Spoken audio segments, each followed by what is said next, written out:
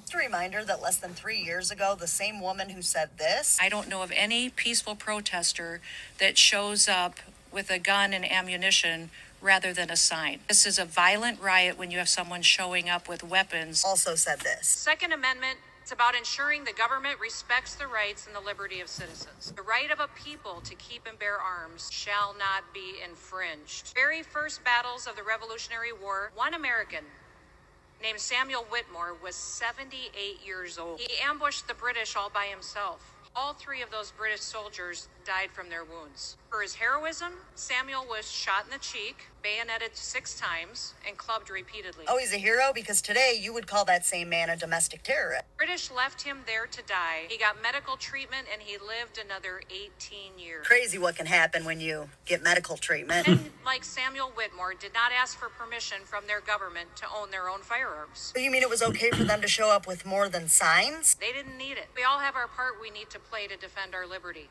God gave you those liberties. We do not have to ask permission to defend it. Each of us needs to be as bold and as brave as Samuel Whittemore. Facts need little argument when they prove themselves. There is a hell, lady. There's a special place for you in it.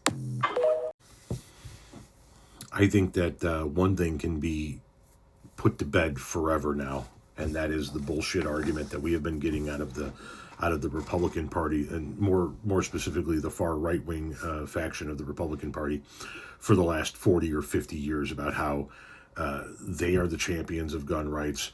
They want to protect your Second Amendment. These are the same people that showed up in the wake of Columbine. Instead of canceling that event, instead of moving that event, showed up in the wake of Columbine and held an NRA rally in which Charleston Heston held his musket above his head in front of the crowd and said, "From my cold dead hands," in the wake of, at the time, the most deadly, I believe the most deadly mass shooting in American schools ever, with the exception of, I believe, a mass unaliving in a Native American school many decades prior. But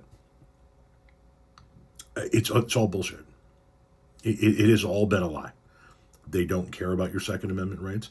They don't care about protecting your ability to protect yourself. They care about their Second Amendment rights. They care about the ability for themselves to protect their rights. They don't want you to be able to have the same rights as them. And I mean, that we've known that for a number of different issues. They don't want you to have the same rights as them when it comes to marriage. They don't want you to have the same rights as them when it comes to a number of different things.